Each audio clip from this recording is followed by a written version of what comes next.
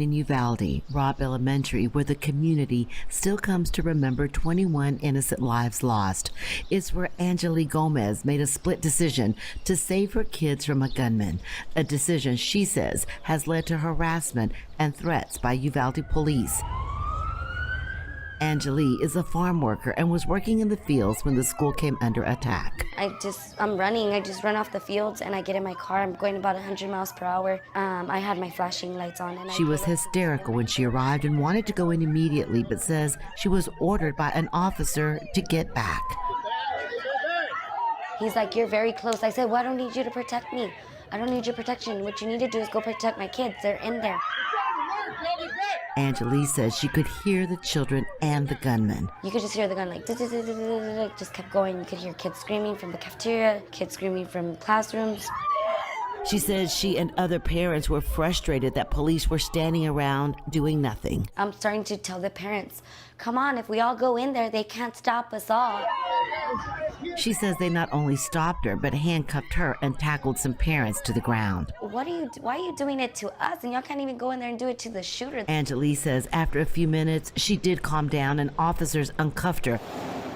That's when she ran, hopped a nearby fence, and ran inside. I mean, it was really risky what I did, but at that moment, you don't think. It's just your mind goes blank and you're just in there to do what you're gonna do. Angelique says she first ran to one of her son's classrooms and got the teacher to open the door and then help lead the entire class out of the school. They're already coming in for me, so might as well take your way out. So she's like, okay. So she's getting the kids, we're coming, come on guys, we're gonna go. But Angelique says she wasn't done. Her other son was still inside and terrified she could still hear gunfire in the distance. So I kind of just got on one knee and I just kind of said a prayer real quick, like, because I could hear the kids screaming, "I want my mom," from the cafeteria. Angelique says she made it to her son's room and managed to get him and one of his friends out. She says a resident shot this video of her running from the school and gave it to her. It shows her and the two boys running into the parking lot, her son breaking down into tears. You're gonna be okay. Angelique's attorney, Domingo Garcia, says she acted with more heroism than most of the officers who responded that day. Hey, how you doing?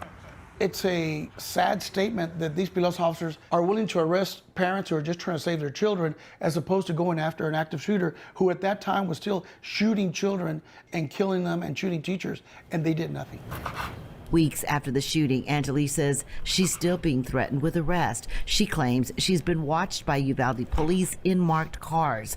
Uvalde Police have not responded to requests for comment. I've also had a cop park here while me and my grandmother are exercising, flickering on and off his headlights, just watching us. I don't know what he's doing. He's just there.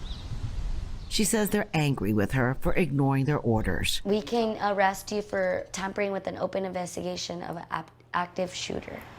Her attorney says it's intimidation in a form of small-town justice. Intimidation with people under a badge for telling the truth, for telling her story and trying to save her two children. Have a good day, sir.